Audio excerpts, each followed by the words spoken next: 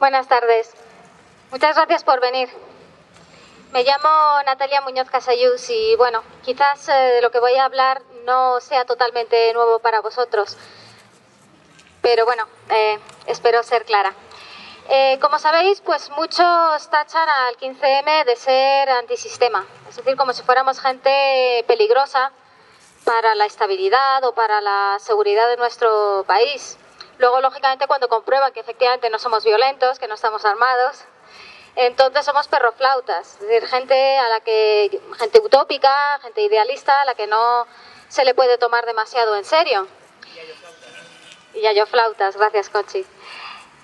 Ocurre que parte de los grandes intereses políticos y económicos que en España están impidiendo el cambio nos tachan de antisistema porque una parte no pequeña del 15M basa parte de sus reivindicaciones en un texto altamente peligroso. Pensaréis, bueno, ¿cuál es ese texto tan peligroso? ¿Un manual anarquista? ¿El manifiesto comunista? Pues no, estamos hablando de la Constitución Española de 1978. Y es que gran parte de la actuación política y económica de las últimas décadas ha estado vulnerando gran parte de sus preceptos. Todos podemos, bueno, pues simplemente por citar algunos ejemplos, el artículo 14, relativo al principio de igualdad entre todos los españoles. El artículo 35, el derecho al trabajo. El artículo 47, sobre el derecho a la vivienda digna y adecuada. Ahora, sobre todo, se está reivindicando lo que son los artículos 27 y 37, relativo al derecho a la educación y a la protección de la salud. Sin embargo, a mi entender, hay un precepto que se ha venido vulnerando sistemáticamente y que de alguna forma es el culpable, esa vulneración, de todo lo demás, de que los demás derechos no sean plenamente efectivos. Estoy hablando del artículo 31 de la Constitución. Luego os dejaré estas citas históricas de nuestros grandes presidentes del gobierno. Bueno. Como aquí digo, pues todos los gobiernos han incumplido el artículo 31 de la Constitución. Voy a proceder a leerlo.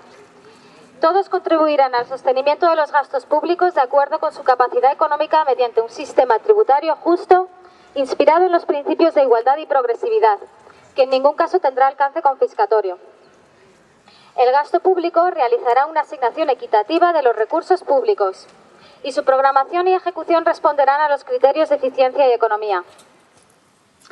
Ahora mismo que nos encontramos con la soga al cuello por culpa de la presión de los mercados, debido a que somos incapaces de controlar el déficit público y por eso tenemos que financiarnos a base de subastar deuda y más deuda, pues resulta necesario comprender hasta qué punto el incumplimiento del artículo 31 nos ha llevado a esta situación. Y es que toda la batalla ideológica en España y en muchos países se libra en torno a cuenta del presupuesto, es decir, el manejo de lo que son los ingresos del Estado y de cómo se gasta y en qué.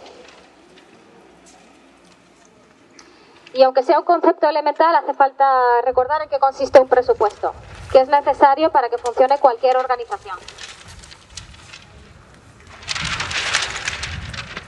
Disculpen. Asistencia, por favor. Auxiliares.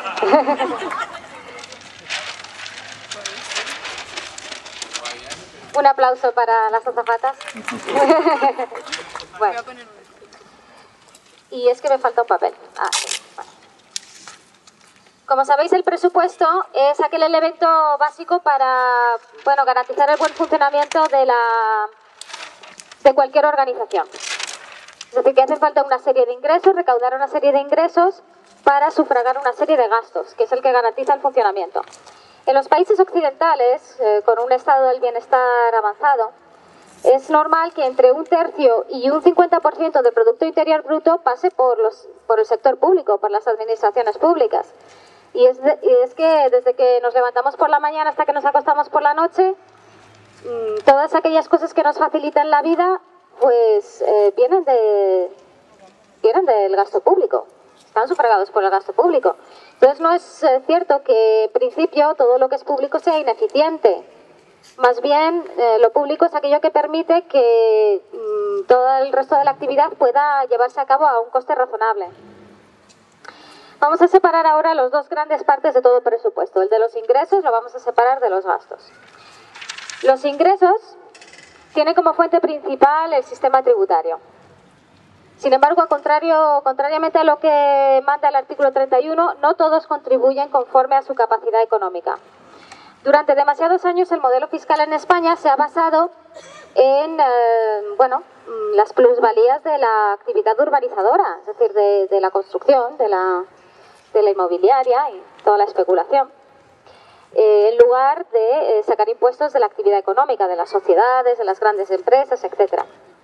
También se ha centrado muy especialmente en lo que son las rentas del trabajo, y esto lo ve cualquiera que vea su nómina a fin de mes, que a veces hasta casi un tercio de la cantidad es retenida por el Estado. Es decir, que se grava mucho más el esfuerzo que se realiza con el trabajo en lugar de lo que son las rentas del capital, las transacciones financieras, las SICAP, o por ejemplo el patrimonio o las sucesiones, que eso sí que no cuesta ningún esfuerzo ingresarlo. Bueno, y todo ello por la falsa idea extendida de que, por el neoliberalismo, de que las grandes fortunas y las grandes empresas son las que crean riqueza y generan empleo, y por eso se les debe reducir los impuestos al mínimo o concederles toda clase de exenciones y bonificaciones para mejorar la actividad. Esto es muy lejos de la verdad, de lo que sucede en la realidad. Y la solución de Hacienda, en lugar de orientar sus inspectores hacia este tipo de fraude, el cometido por las grandes empresas y grandes fortunas, y que constituye el 70% del total, el 70%, consiste en amnistías fiscales, y con ello la conversión de España de alguna forma en un paraíso fiscal, para quien no es honesto en el pago de los impuestos. Esta política fallida de ingresos pues ha llevado al desplome de estos ingresos. Porque la construcción, al no existir ya como un sector tan pujante ni tan fuerte, pues al ser el principal fuente de ingresos, pues se ha caído. Y el empleo, pues las rentas del trabajo, con el auge del desempleo, pues tampoco es suficiente para sostener los gastos públicos. Pensaréis que cualquier gobierno racional hubiera reformado por completo el modelo fiscal para mejorar el nivel de ingresos, luchando contra el gran fraude, la evasión fiscal, subiendo los tipos sobre los beneficios de las grandes empresas, las SICAP, las transacciones financieras, haciendo más progresivo el impuesto sobre las grandes fortunas, reinstaurando el impuesto de patrimonio, sucesiones, y desde luego eliminando privilegios totalmente fuera de lugar en un Estado democrático como el nuestro. No solamente estoy pensando en el IBI, que no paga, por ejemplo, la Iglesia, a ver, que no me vayan a tachar de anticlerical. Se pide que se pague el IBI sobre los edificios no dedicados al culto. Se supone que los dedicados al culto garantizan el derecho fundamental a la libertad religiosa del artículo 16 de la Constitución, no así los demás edificios que tiene la Iglesia. Bueno, pero en lugar de eso, para no enfadar a los amigos, los privilegiados, se buscan ingresos de donde difícilmente los van a sacar.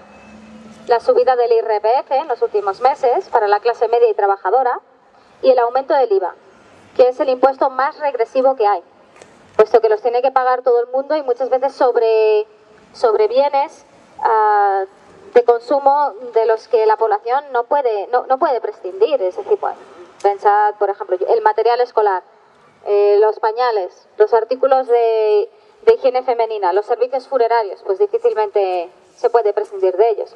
Mientras que, por ejemplo, el IVA para el sector del lujo, que es un sector además en auge en España, pues también al 21%, es decir, que 21% para el que se compra un SEAT y 21% del precio también para el que se compra un Ferrari o un Lamborghini, como si la situación económica de ambos consumidores fuera la misma. Bueno, en fin.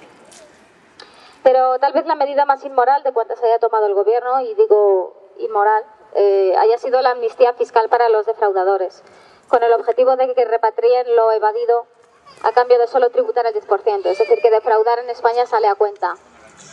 Al final, los que somos honestos somos tontos. Bueno. En cuanto a los gastos, como hemos dicho, lo normal es que en un país desarrollado pues una gran parte de la riqueza pase por el sector público. Y el gasto público puede ser cualquier cosa. Puede ser aquel que es tanto necesario para nuestro bienestar como todo tipo de gastos superfluos o infraestructuras, tanto las que acompañan la actividad económica como las que son rocambolescas y faraónicas. Bueno, en fin. En los años de bonanza se permitió una expansión un poco descontrolada del gasto público. También subió un tanto el gasto social, pero es que hay que entender que bueno, acabaron de universalizar algunos servicios públicos y se creó lo que es la dependencia para dignificar la vida de las personas que no pueden valerse por sí mismas. Bueno, pero una gran parte del gasto público, el despilfarro, cuando hablamos de despilfarro no hablamos de esas partidas. El despilfarro nos estamos refiriendo a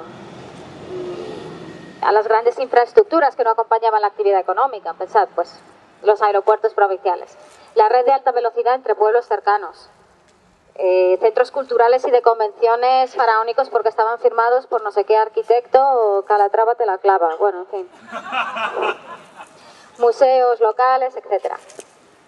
También instituciones redundantes, tales como en las comunidades autónomas, los defensores del pueblo autonómicos o los tribunales de cuentas autonómicos. Es decir, realizan exactamente la misma labor que el defensor del pueblo nacional, lo voy a llamar así, o el tribunal de cuentas del Estado. Las embajadas de las comunidades autónomas en el extranjero tampoco parece que tenga mucho sentido. Bueno, en todo caso tenemos un servicio exterior totalmente desorbitado, sobredimensionado comparado con otros países de nuestro entorno. Y luego toda clase de instrumentos electorales y clientelares. Es discutible lo de las televisiones autonómicas que tengan 3 o 4 canales, sobre todo en regiones que no tienen una lengua propia, es decir, que no se justifica porque bueno, las de lengua propia pues lógicamente quieren tener una producción audiovisual en su idioma y además es una riqueza de nuestro país que hay que preservar. El batallón de asesores que hay, personas nombradas a dedo, todos los amigos que asesoran sobre absolutamente todo para luego las decisiones nefastas que toman, pero bueno, en fin. La multiplicación de organismos públicos, empresas públicas, agencias estatales, la chorrada de la traducción simultánea en el Senado. Es anecdótico, es verdad que eso se podría utilizar como demagogia, es anecdótico, pero es una tontería, ¿para qué? ¿Para qué? En serio. Los coches oficiales, que tenemos más que Estados Unidos. Los gastos bueno, es que si no les lincharíamos, entonces los escoltas pues son hasta cierto punto, bueno, en fin. Gastos protocolarios y de representación, todo tipo de viajes institucionales, contratos de armamento de defensa. No sé, ¿alguien ha amenazado con invadirnos recientemente? Pues, bueno, la troika, sí, vale, los hombres de negro. Instalaciones e instrumentos de investigación, por ejemplo, muy punteros y que están sin estrenar. Desde que nunca se utilizaron, se hicieron para fardar de mira qué modernos somos. Bueno, igualmente se viene cuestionando, pero ya desde hace décadas y mucho antes de la crisis, por ejemplo, la funcionalidad de algunas instituciones, que es que no tienen encaje en el estado de las autonomías actual. Por ejemplo, el Senado, 200 y pico senadores que realmente no hacen gran cosa.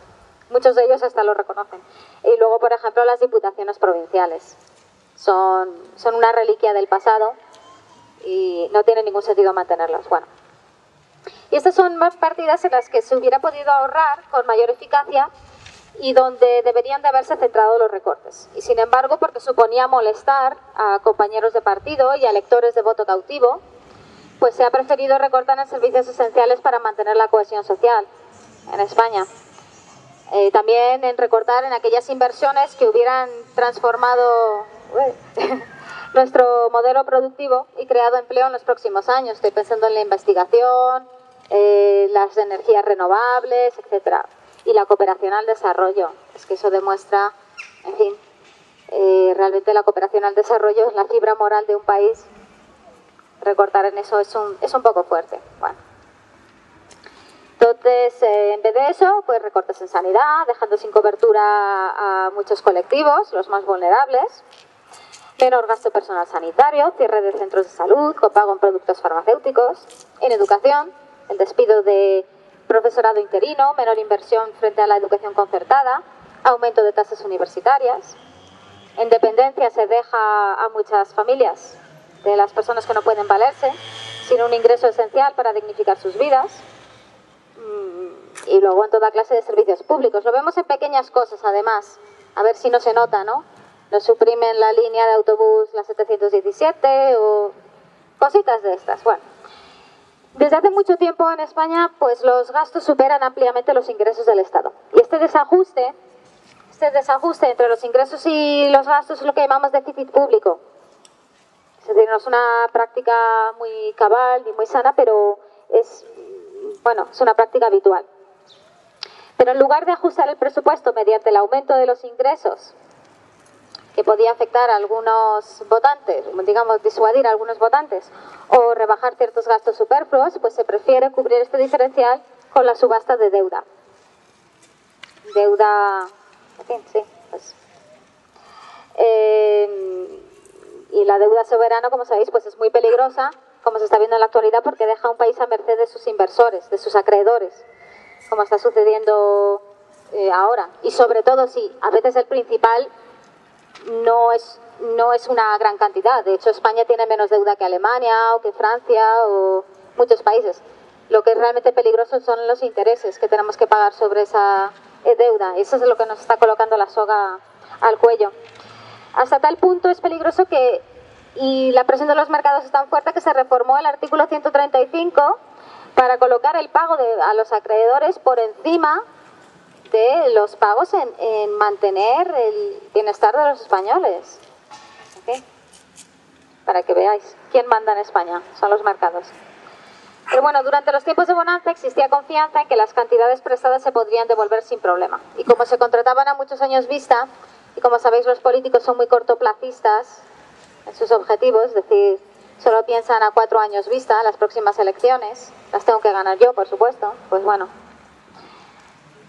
Pues dicen, en vez de aumentar ciertos ingresos o de rebajar ciertos gastos y tocarle las narices a nadie, emito deuda y le dejo el pago de la deuda a mis sucesores en el cargo.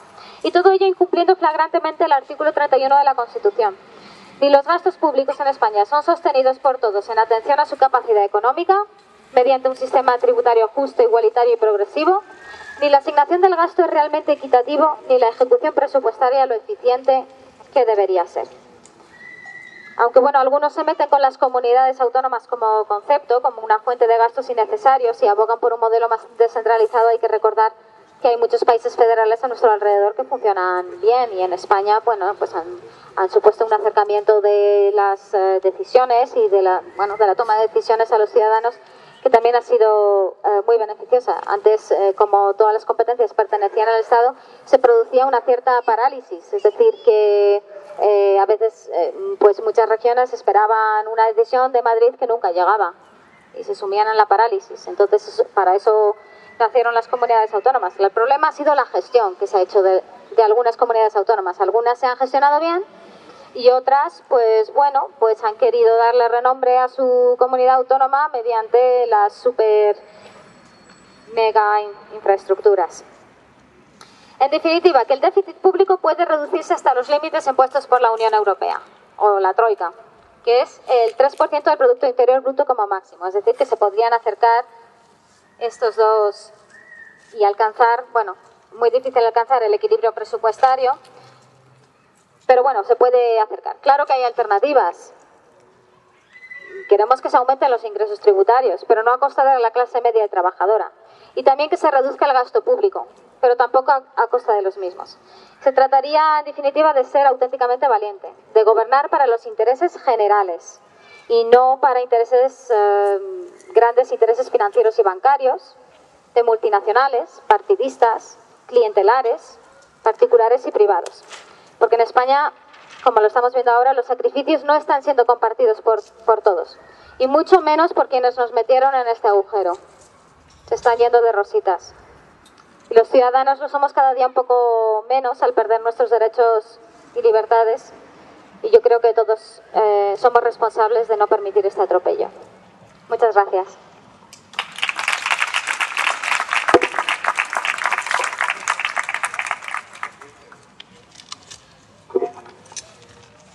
Buenas tardes, bienvenidos, muchas gracias. Me llamo Pedro Ayala. Según el mandato recibido, muy breve, tengo que ser, pocos minutos, pocas palabras, claras, sencillas, muchos datos contrastados y contrastables y pocas opiniones personales. Necesariamente tendré que simplificar demasiado, pero intentaré evitar obviar lo más importante. Vamos a ello. Empecemos por el principio. Érase una vez el mundo. Además del fuego, la rueda, la agricultura y otras minucias, alguien inventó el trueque. Hasta aquí todo era progreso. Pero con el pecado original llegó aquello de ganarnos el pan con el sudor. Alguien, no sé si con buena voluntad, equivocada o con maldad premeditada, inventó la propiedad, que iba más allá de la simple posesión. También inventaron el dinero, y con el dinero llegó el crédito, y con el crédito su hija bastarda, la usura. Históricamente el dinero era una mercancía con valor intrínseco. Las monedas valían el peso del metal en el que estaban acuñadas. Mucho más tarde aparecieron las primeras formas de billetes que no eran más que certificados por una cierta cantidad de oro o de plata, y allá por el siglo XIX se hizo necesario crear un sistema monetario coherente.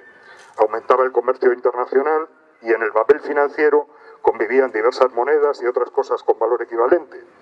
Todo se referenció a lo que denominaron el patrón oro. Cada estado podía emitir billetes según la cantidad de oro que tuviese.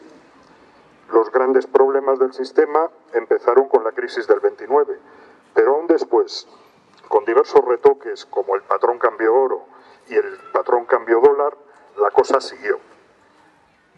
Fue con la especulación que se inició en 1968 y que cobró fuerza en 1972-73, cuando se provocó crisis en los mercados de valores.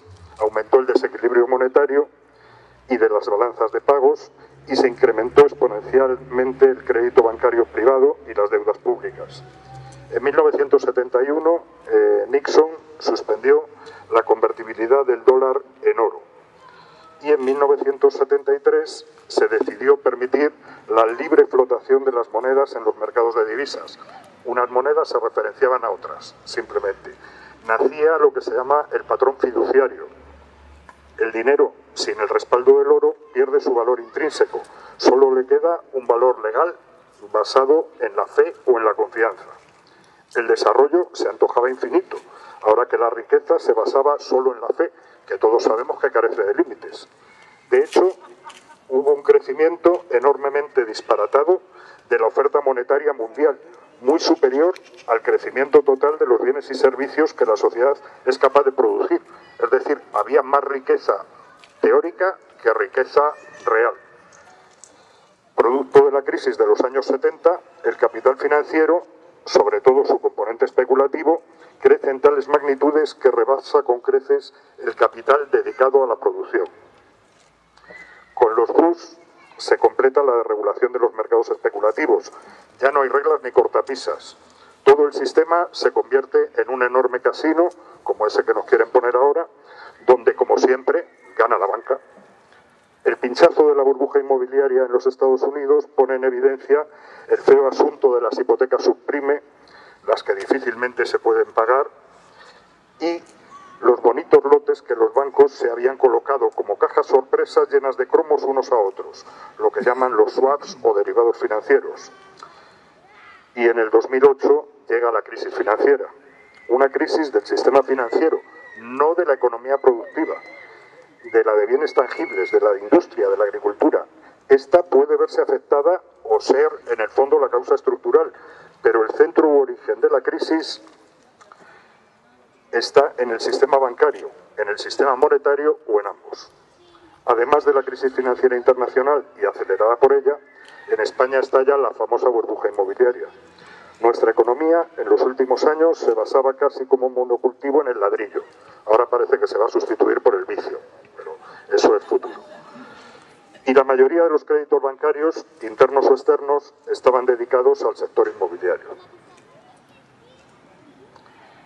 La deuda. ¿Qué es la deuda? Dos conceptos, deuda pública o deuda soberana, y luego hablaremos de la deuda externa. La deuda pública o deuda soberana es el conjunto de todas las deudas que mantiene un Estado, entendiendo por Estado todas las administraciones públicas, desde la local hasta la estatal, con cualquiera, todas las deudas. Se materializan normalmente mediante emisiones de títulos de valores y es una forma de obtener recursos financieros que se usan para resolver un problema de falta puntual de dinero o para afrontar los pagos más inmediatos o para inversiones a medio y largo plazo. La deuda externa El otro concepto es la suma de las deudas que tiene todo el país con entidades extranjeras. Se compone de deuda pública, la contraída por el Estado, y de deuda privada, la contraída por los particulares. Se recurre a la deuda teóricamente para conservar los recursos propios y recibir recursos ajenos para explotar o producir nuevos bienes y servicios.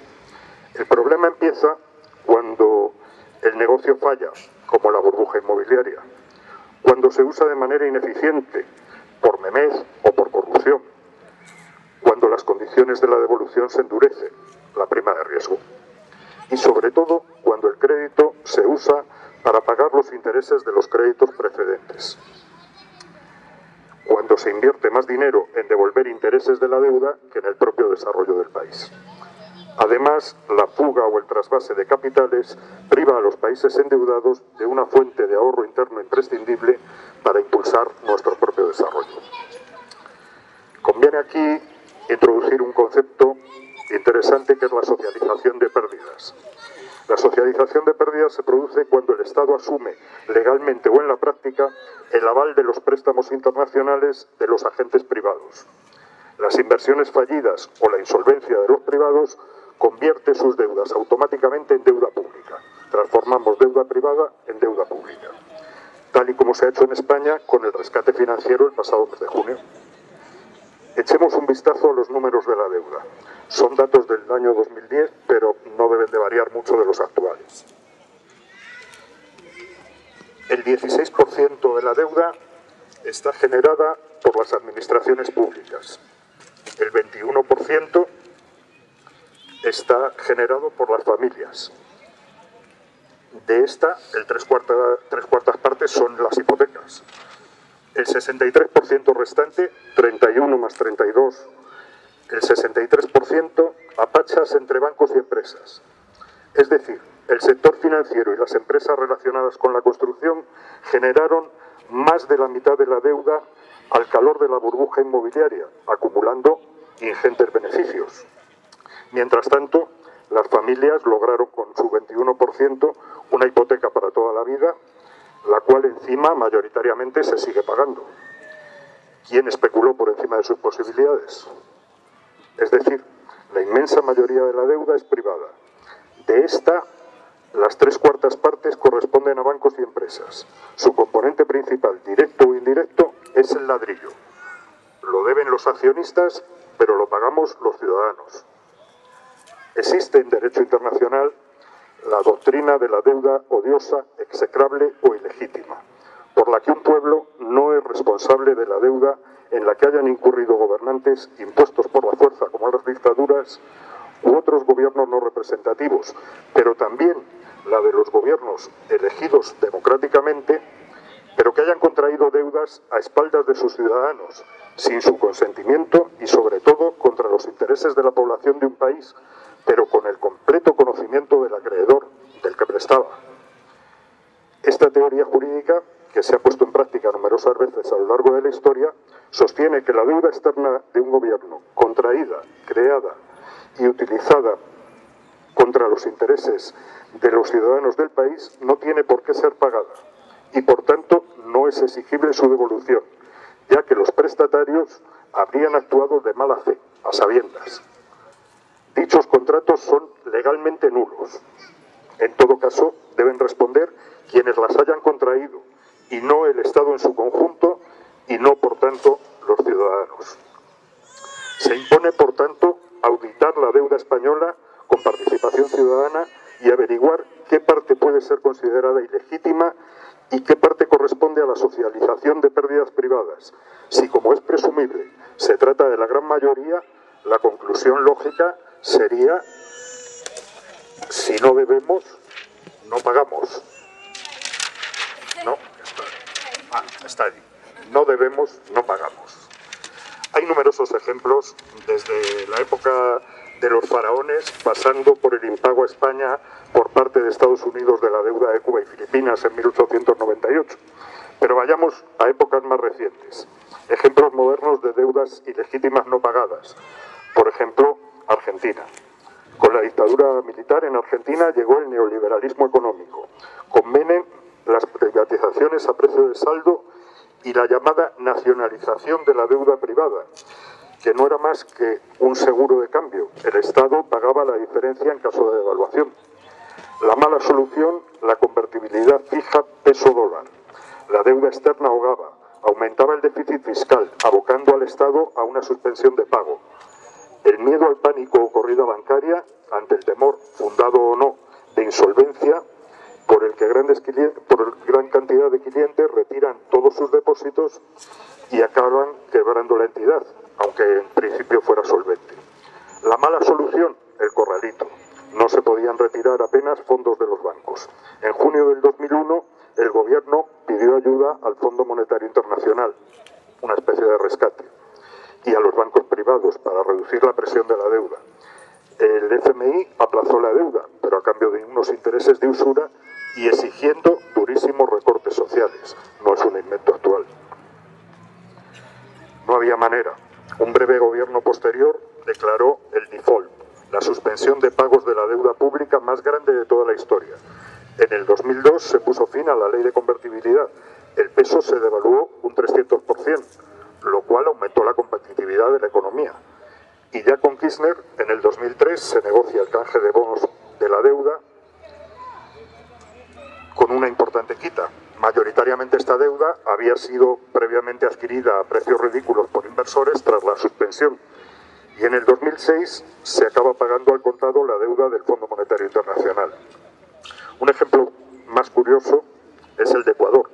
Siendo Correa ministro de Hacienda, en el 2005 propuso que el 80% del dinero obtenido con el petróleo ecuatoriano debía destinarse a la población y solamente el 20% debía destinarse a pagar la deuda. Correa tuvo que dimitir para no someterse a la presión del Banco Mundial, que amenazó con cerrar los préstamos. En el 2008, ya como presidente, Correa declaró que la deuda anteriormente contraída por Ecuador era ilegítima, odiosa e inconstitucional, ya que obligaba a usar más de la mitad de los recursos económicos del Estado para su pago. Correa manifestó: lo primero es la vida, después la deuda. El gobierno expulsó a los enviados del Fondo Monetario Internacional y creó un comité de auditoría que concluyó que gran parte de la deuda de los gobiernos anteriores era ilegítima. El gobierno declaró el cese de pagos del 70% de la deuda de Ecuador en bonos. Ante el cese de pagos, los acreedores o tenedores de la deuda malvendieron sus bonos muy por debajo de su valor teórico. Discretamente, el gobierno de Ecuador compró 3.000 millones de dólares de su propia deuda por solo 800 millones, lo que supuso una reducción considerable en su deuda real y en los consiguientes intereses. ¿Hay reclamaciones actuales para la deuda ilegítima? Pues sí. La reclamación de auditoría sobre la deuda de los Estados se plantea en contraposición a los planes de ajuste impuestos desde organismos extranacionales como el Banco Mundial o el Fondo Monetario Internacional, o ciñéndonos a Europa, la tristemente famosa Troika, formada por la Comisión Europea, el Banco Central Europeo y el Fondo Monetario Internacional. El objetivo es conocer quién ha contraído la deuda, cuándo y a cuánto asciende. Así se establece qué cantidad puede considerarse como deuda odiosa o ilegítima y no debe ser pagada por los ciudadanos ni por sus estados. El caso de Grecia, la crisis financiera del 2010, dejó al descubierto la realidad de una deuda histórica acumulada por gobiernos democráticos, pero sin conocimiento, o al menos sin conocimiento pleno, de la mayoría de los ciudadanos y de las organizaciones griegas. Muy aconsejable para comprenderlo ver documentales que podéis encontrar en YouTube que se llaman Deudocracia y Catastroika. La campaña por las auditorías de la deuda para conocer su origen, sus deudores y su legitimidad fue introducida por economistas e investigadores griegos a la vista de que la pérdida de derechos sociales y las bajadas de sueldos y pensiones impuestos por la Troika, además de injustos, resultaban inútiles para controlar la deuda externa. Pasa. Portugal e Irlanda. Muchos consideran que los nuevos créditos que otorgan el Banco Central Europeo y el FMI son deuda odiosa, ya que los ciudadanos no son consultados y se les imponen medidas que son una violación de los derechos humanos, civiles, democráticos y sociales de los ciudadanos. Es, por tanto, una deuda ilegítima, aunque sea contratada por un gobierno democrático electo, ya que se utiliza la nueva deuda para pagar la deuda antigua sin la aprobación de los ciudadanos a los que se les hurta cualquier otra opción democrática. No sé a vosotros, a mí desde luego nunca me consultan. Los ciudadanos deben exigir una auditoría que permita conocer exactamente cuál es la deuda, quiénes son los acreedores y para qué se ha utilizado. Sin conocer esos extremos, cualquier decisión es antidemocrática y además no resuelve el problema. En el caso de España tenemos un caso gemelo a los precedentes. Parece evidente que se pretende obligarnos a pagar los excesos de los bancos y de los especuladores, que son quienes han querido forrarse por encima de sus posibilidades. Vamos a aclarar un concepto que tenemos todo el día en la tele, que es la prima de riesgo. Las agencias de calificación o rating califican el riesgo crediticio de un país, que puede ser mayor o menor y que sirve de referencia a los inversores a la hora de exigir un mayor o menor interés. El Estado vende sus títulos a través de unos pocos grandes inversores o intermediarios financieros. Es cuando nos dicen aquello de que España ha colocado X miles de millones de euros de deuda a tal o a cual interés. Esta colocación se realiza fuera del ámbito de los mercados organizados. Se trata de negociación over the counter, OTC, fuera de la bolsa. El mercado OTC negocia todo tipo de instrumentos financieros, acciones, bonos, materias primas o swaps, derivados de crédito, directamente entre dos o más partes, en cantidades muchísimo mayores que las que se negocian en los mercados organizados, mucho más de lo que se negocia en la bolsa, enormemente más, sin reglas y sin regulación oficial. Un mercado, como he dicho, mucho mayor que el de la bolsa y que mueve muchísimo más dinero que la economía productiva. El caso es que, como la deuda pública se estructura a plazo fijo y hasta su vencimiento no se recupera la inversión, si un inversor quiere recuperar su inversión antes, busca un comprador, ahora sí, en la bolsa, donde le pagarán algo más o algo menos de lo que a él le costó el título. Históricamente, los mercados de valores organizados nacen para negociar la deuda privada, pero posteriormente comienzan a negociar deuda pública. La diferencia en cada momento en ese mercado de valores organizado entre el bono alemán, que teóricamente es el más seguro, y el español, en nuestro caso, es lo que se denomina la prima de riesgo. Por eso sube o baja constantemente, aunque el Estado no haya emitido nueva deuda. La relación entre la deuda y el Producto Interior Bruto. La viabilidad económica y financiera de un Estado se fija o se debería de fijar por esta relación, tal y como prescribe el Pacto de Estabilidad y Crecimiento de la Unión Europea. Esta relación entre la deuda pública y el Producto Interior Bruto indica si un Estado es capaz, en teoría, de restituir su deuda pública, por ejemplo, a través de impuestos. Según el Tratado de Maastricht, además, no computa la llamada deuda implícita. Esto es, el gasto de los Estados en asistencia, salud y pensiones, justamente por donde nos recortan teóricamente para arreglar el tema de la deuda. Entonces, ¿el gran problema es el gasto público? Rotundamente no. No son los gastos públicos lo que han hecho incrementar la deuda del Estado español. Al contrario, han sido medidas como la bajada de impuestos sobre sociedades, lo mismo, es decir, la bajada de impuestos al tramo superior en el impuesto de la renta de las personas físicas, a los que más ganan, o la desaparición del impuesto de sucesiones y donaciones. También se ha suprimido el impuesto sobre el patrimonio, que junto con el fraude fiscal y su vergonzosa amnistía, el mantenimiento de protección fiscal a las SICAF, fundaciones, etcétera, lo que han dado lugar es que la avidez y el descontrol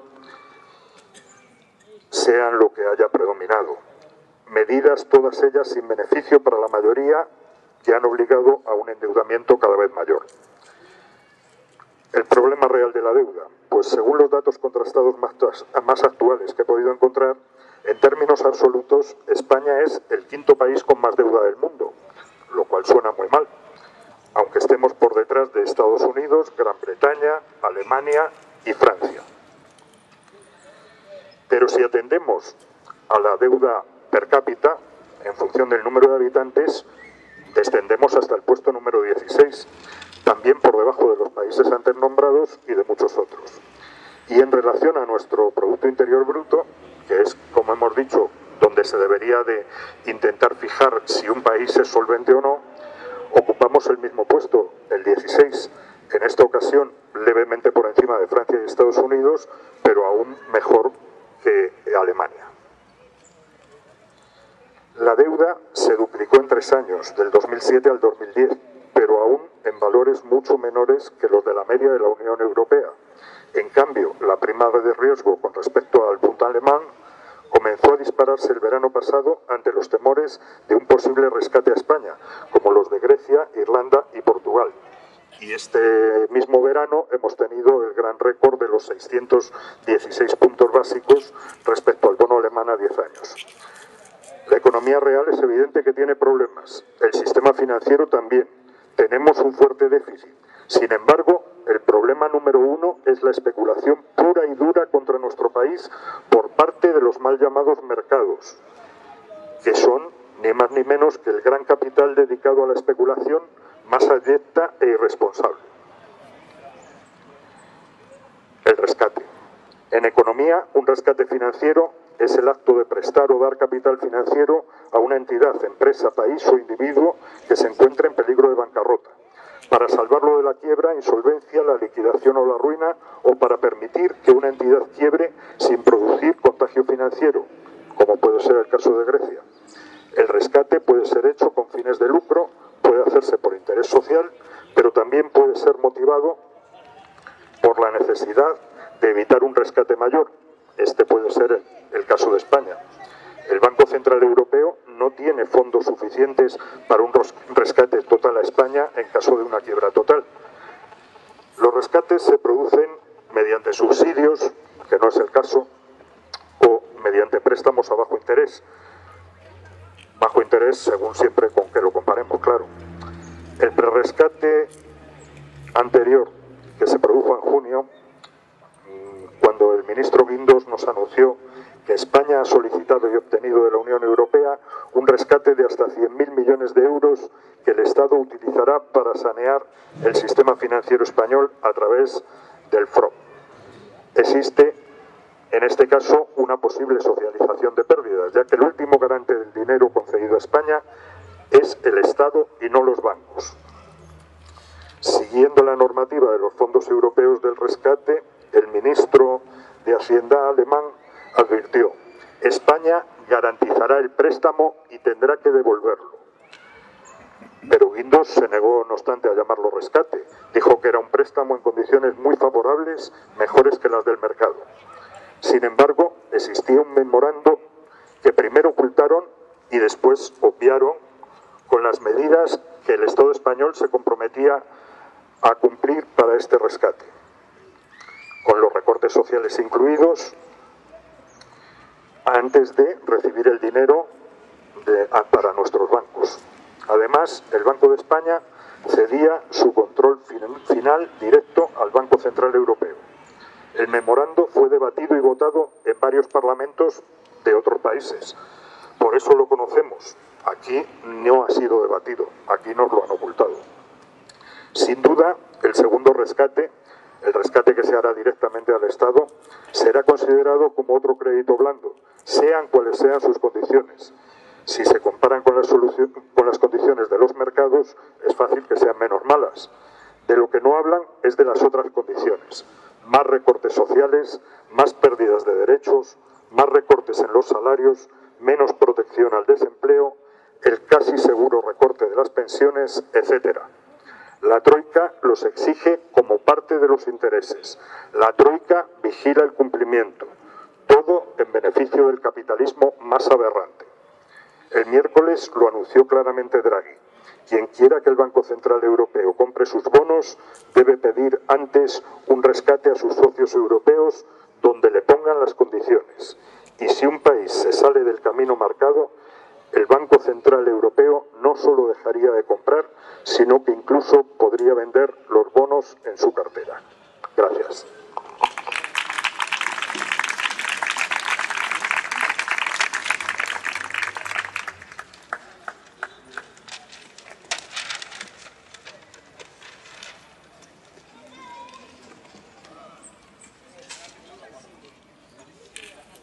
Buenas tardes.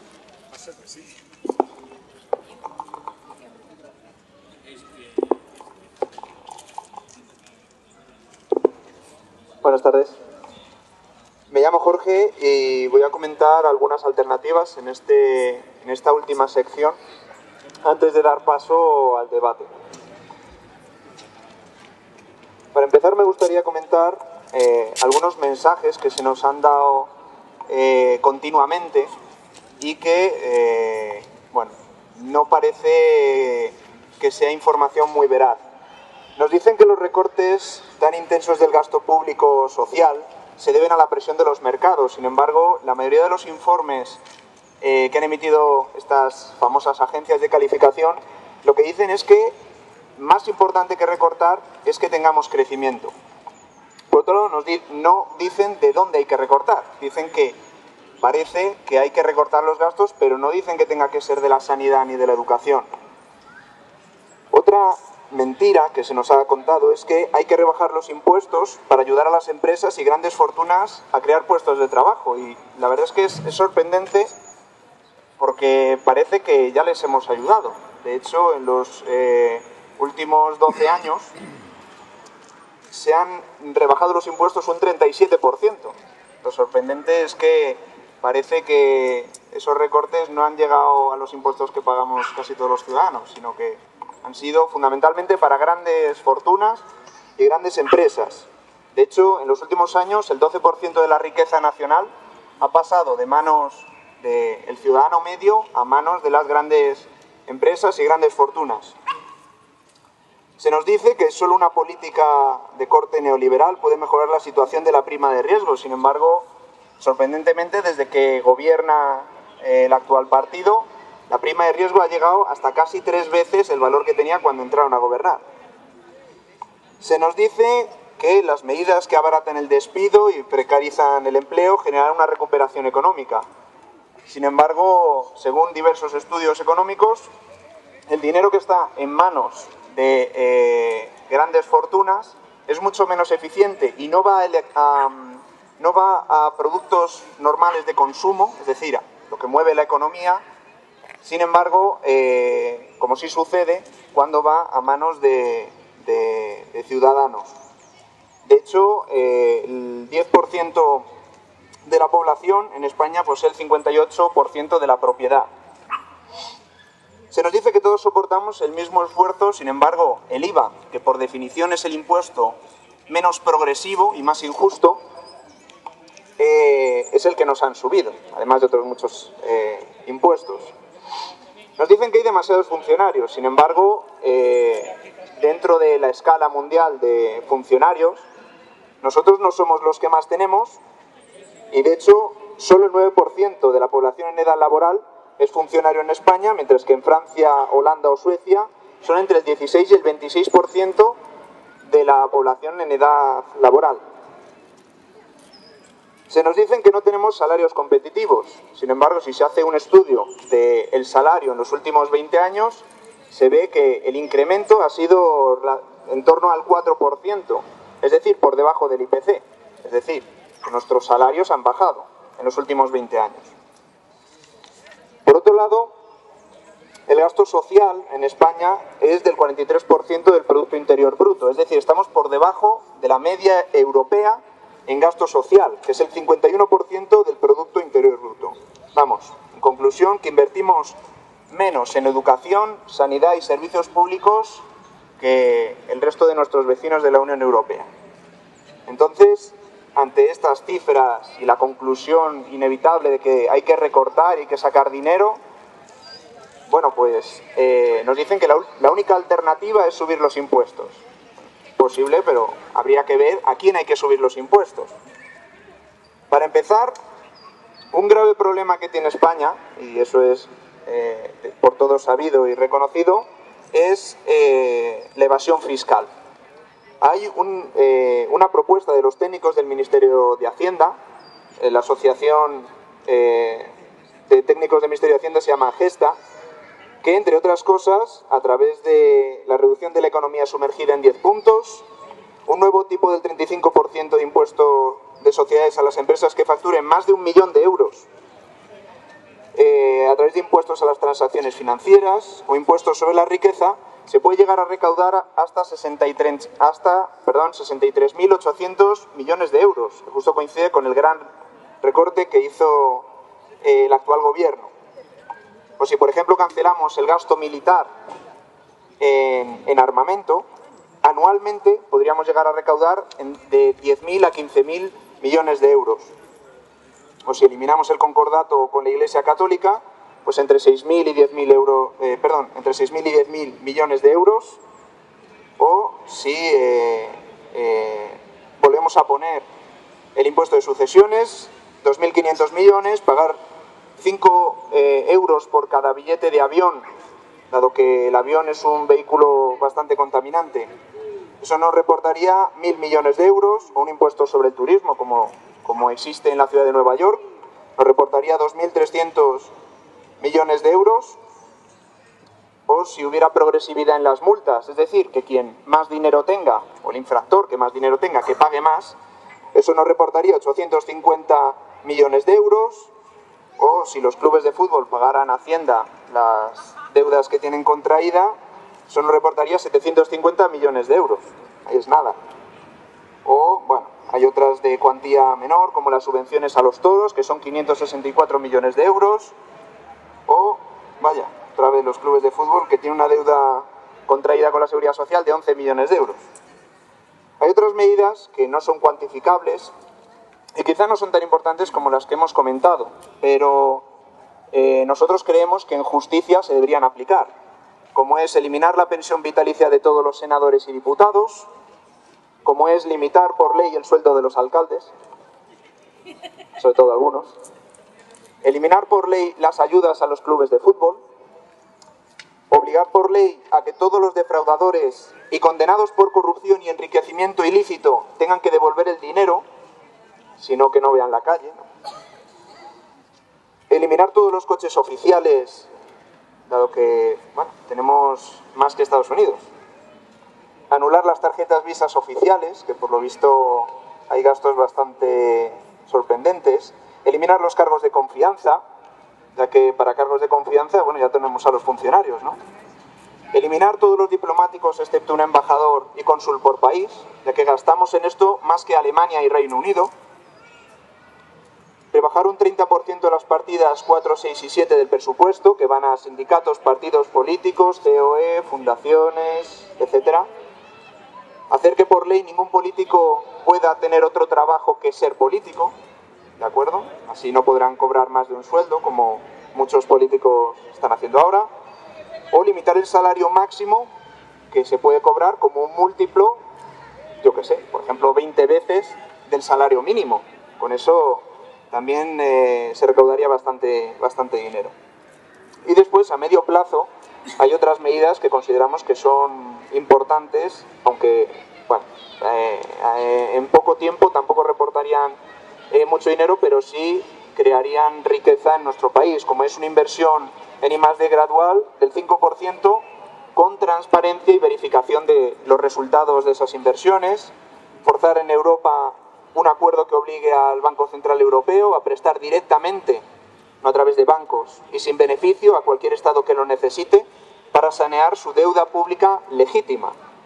¿De acuerdo? Y quiero remarcar lo de deuda pública legítima, porque hay una medida que es obvia, y es que a la hora de pagar, primero habrá que hacer una auditoría para ver de ese dinero que tenemos que pagar a Europa, qué cantidad es legítima.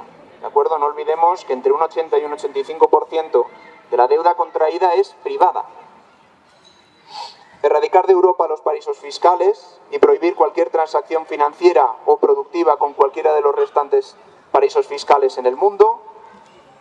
Rechazar el permiso permiso de residencia a todo rico que no invierta una parte de su riqueza en su país de residencia, obligar a los partidos políticos a que tengan deuda cero para garantizar su independencia en la toma de decisiones, o eliminar ciertas instituciones que sabemos que a día de hoy no cumplen con el objetivo para el que fueron creados, como el Senado, las diputaciones, los defensores del pueblo, etc. O sea que, en mi opinión, la conclusión es que hay alternativas. Otra cosa es que quieran aplicarlas, ¿de acuerdo?